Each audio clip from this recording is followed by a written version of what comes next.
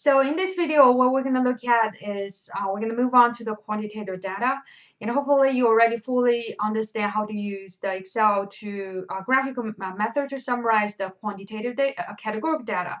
So now we're going to move on to the quantitative data, like temperature, height, your GPA, and there's so many quantitative data. So when you got your data set, once you identify the data is belong to quantitative data, so if you try to visualize it, so that is a method you will learn pretty soon you can use to summarize data. So let's look at the possible method you can use. So as I mentioned before, about quantitative data, if you talk about the Tabluar method, we can use the frequency, relative frequency, percent frequency, or cumulative frequency distribution. And for the graphical display, you can use histogram and the stem leaf display. And we don't learn stem leaf display, but you should know stem leaf display will be one possible method you can use to summarize your quantitative data. And so obviously, you're going to ask me, Dr. J, it seems like the frequency distribution can be used summarized for categorical data and quantitative data. You are right. Nothing's wrong. However, when we're dealing with the quantitative data, if you want to generate frequency distribution, it will involve in one more step. So one more step. So what is that? I want you to think about it. So let's say you go to ask the student, 50 students, your friends, 50 friends or classmates about their GPA.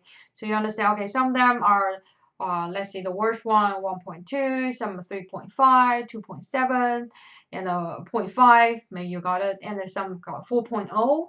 So you got all those numbers. So they're all quantitative data. So now I want you to use the frequency distribution to summarize that 50 observations. What are you going to do? So I want you to think about if it's a category data, if you ask a student about their final grade, A, B, C, D, it's easy to generate a chart, right? Because that's a category data. Now you deal with the quantitative data, 3.5, 2.5, 4.0, 1.3. How you generate this frequency distribution?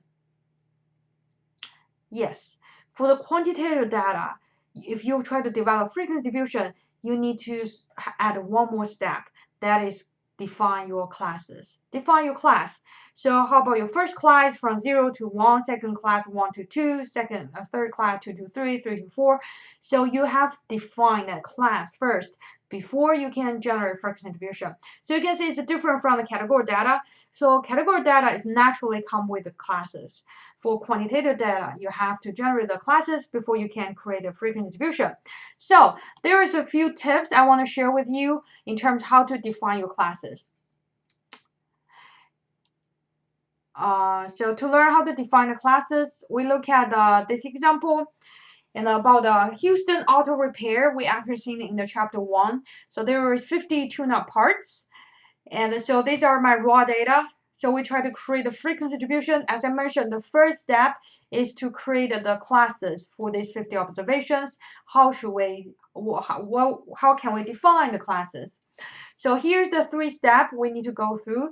If in the empirical world nobody tell you the classes, the good thing for your homework is in your homework all the assignment already help you define the classes, so you can pretty quickly to know what is the classes. But if you work on your own data set or you work for the business, they ask you to use frequency distribution to summarize the data. So this always be your first step to define your classes.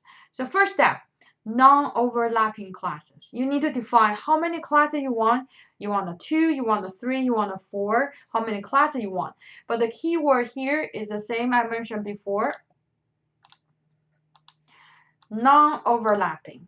So like I mentioned about GPA, you cannot see 0 to 1, 1 to 2, 2 to 3.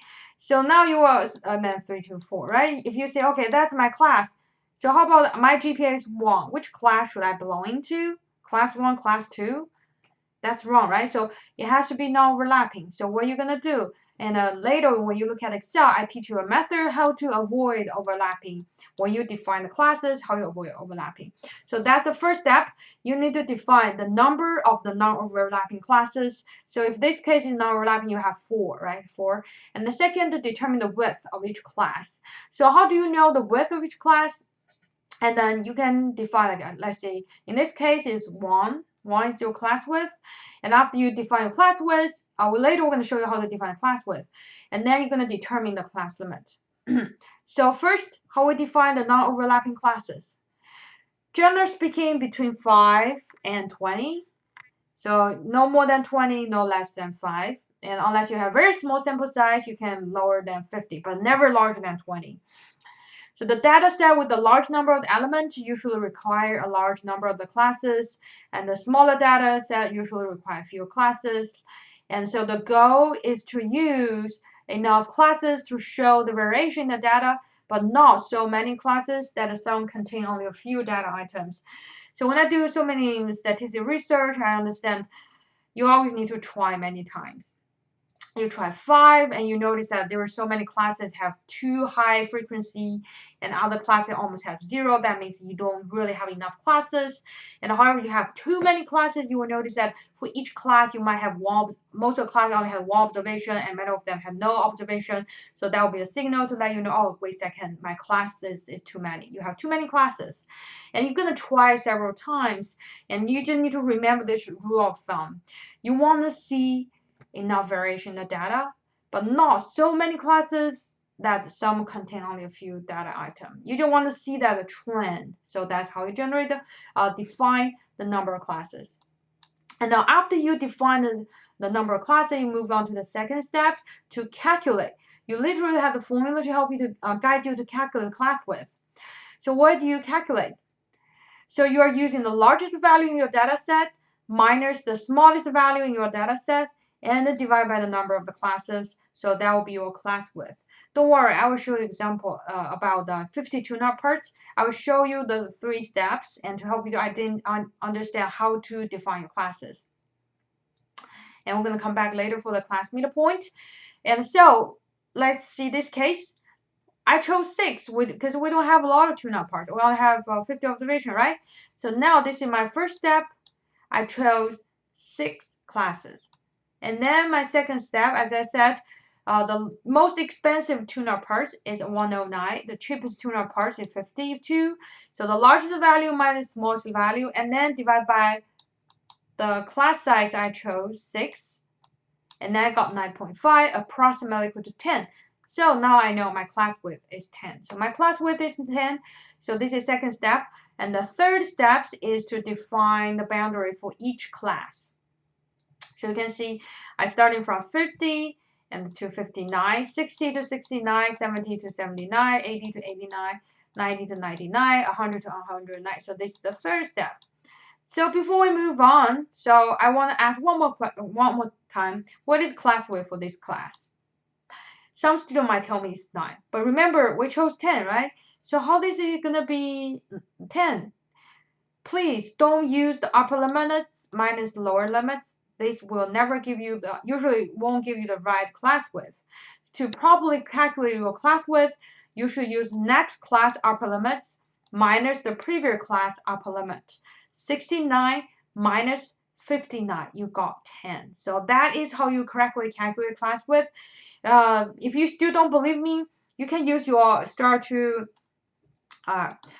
your finger. Let's count, okay? 50, 51, 52, 53, 54, 55, 56, 57, 58, 59. See, you have 10. So these total 10 classes. But sometimes your hands might not enough. Maybe your class width is like 20. You don't have 20 fingers. You cannot do that calculation. Therefore, I highly recommend you use the method I just teach you. Use the next class upper limits minus the previous class upper limit. That is the right way to figure out your class width. Okay, so this is the class width. And now after you define the classes, you can go back to look at your raw data to look at the frequency. So based on the raw data, we know we have 2 observations between 50 to 59. We have 13 observations between 60 to 69, and 16 observations between 70 to 79. So this is how we create a frequency distribution. And I'll give you a few seconds to digest what we just learned about defining classes and creating this frequency distribution. So after you understand how to create the frequency distribution or how we create frequency distribution for the quantitative data, and I want to refresh your memory about relative frequency and percent frequency distribution because they basically are the same as the categorical data for categorical data. So after you receive the frequency distribution and you are using each frequency divided by your sample size, let's say 2 divided by 50, and then you will convert that frequency to the percent frequency of the relative frequency, and then if you times 100, and you will be able to receive the percent frequency distribution. So let's look at the answer for this case. So the second column here is the relative frequency, and the last column here is my percent frequency distribution. The same rule as I mentioned before about categorical data. So if you're comparing two samples with a different sample size, so you should choose either relative frequency or percent frequency distribution. So based on this frequency distribution, what kind of insight we can get for our 50 tune-up parts? Because when you look at the raw data, you have no business insight. Now we actually will be able to get some business insight based on the frequency distribution we generate. And so based on our frequency distribution, you will notice that only 4% of the parts costs are in the 50 to 59 class, and the 30 of the parts costs are under $70. And the greatest percentage is 32%, almost 1/3 of the parts costs are in the 70 to 79 classes. So why then 10% of the parts costs are $100 or more. So why this kind of analysis is important? So when you're running this kind of auto shop, you're usually budgeting for next year's money. So you have to understand what kind of money I have to reserve to prepare my inventory so that I can have enough. I will be how to budgeting, how to spend your money for next year, because that is the cost I might gonna spend purchasing those parts. That's how much people need. And so therefore, having a business insight help a businessman, woman to make a better business decision. So this is a frequency, relative frequency, and percent frequency. So the only difference between categorical data from quantitative data is quantitative data, you have to define the classes. And then besides these three frequency distribution, these three type of method, we need to introduce three more because it's very useful for the categorical data. So one is called the cumulative frequency distribution. We look at three different cumulative frequency. One is called the cumulative frequency distribution. So that shows the number of items with value less than or equal to the upper limit of each class. And so after you receive your cumulative frequency distribution, you can convert it to cumulative relative frequency distribution using each cumulative frequency divided by the total sample size. And the same method as you convert the frequency to relative frequency. And then you can further convert to cumulative percent frequency distribution by multiply relative frequency, cumulative relative frequency by 100. And then you will receive cumulative percent frequency distribution. So what does this mean? In order to properly create a cumulative frequency distribution, so you have to redefine your classes. Remember, we only need for each class, that means the value less and equal to the upper limit of each class. So therefore, the first class here, if you try to convert to cumulative frequency distribution, so the first class will be less and equal to 59, and then second class will be less and equal to 69, and next one will be less equal to 79, less and equal to 89, less and equal to 99, and less and equal to 109. So obviously, based on the name of each class, you can readjust your frequency. So for instance, less than 59 will be 2, right? But the less than 69, that will equal to 2 plus 13 equal to 15. And the less than 79 will be 2 plus 13 plus 16. So that will be a new frequency. So let's look at the answer for our cumulative frequency distribution. So after we adjust the class name, and then we recalculate the frequency, now we call the cumulative frequency. And so 2, remember this one is 2 plus 13, and then we receive 15. And the 31 is 2 plus 15 plus 16, so we got 31, and plus 7 we got 38, and then etc. So I want to mention that the last class in your cumulative frequency distribution here, 50, remember how many tune-up parts we have? We total only have 50 tune-up parts. So therefore, the last last cumulative frequency is my sample size. Remember before when we look at frequency distribution, you have to sum all the frequency together to get the sample size. When we look at cumulative frequency distribution, so the last class frequency will be my sample size. And then we can very quickly convert the cumulative frequency to a relative and a percent frequency distribution by divide each cumulative frequency by the sample size 50. And then we got first one we got 0.04, 0.03, 0.62, 0.76, 0.90. So those are my cumulative relative frequency. The number we receive is using each cumulative frequency divided by 50, which is my sample size, and I got my cumulative relative frequency. And I want to pay attention on the last class in your cumulative relative frequency. So that is 1.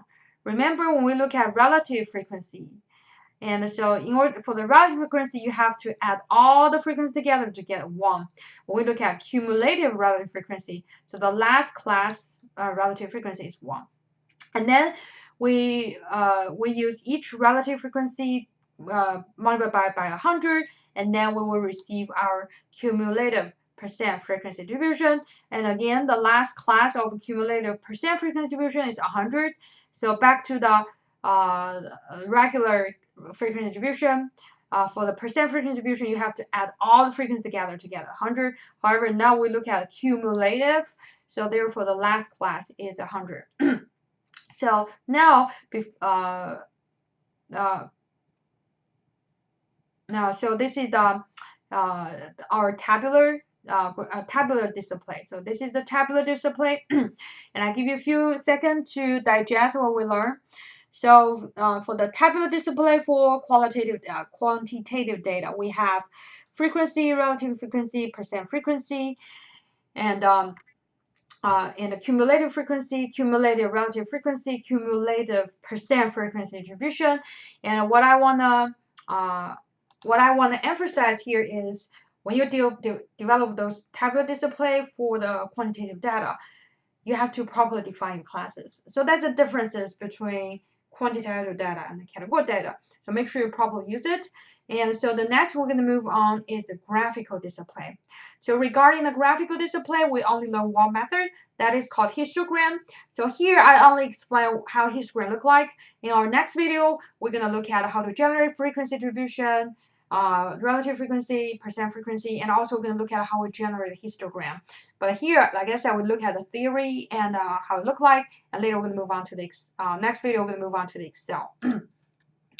So for histogram, and so histogram is a common method, graphical display to summarize the quantitative data.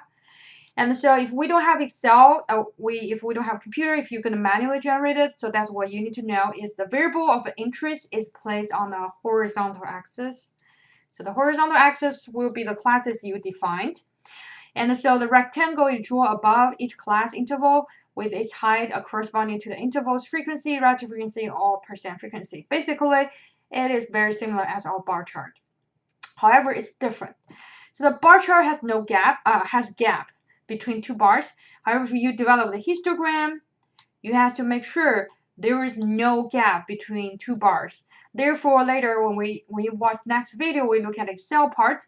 After we use Excel to generate our histogram, you actually have to manually close those gaps. So for the histogram, there is no gap between bars. And so after you generate the histogram, what we are looking for is what kind of chart we have. So you can have a chart shape defined as this. So we call that symmetric, because once you find the peak, you draw a vertical line, and you will notice that right hand side, and left hand side they are symmetric. So this is called a symmetric distribution. However, if you draw the your histogram and the pattern look like that, so the both sides called the tail. This is right tail and this is left tail. So you can see the left tail is stretching out. So then we call it the skew left.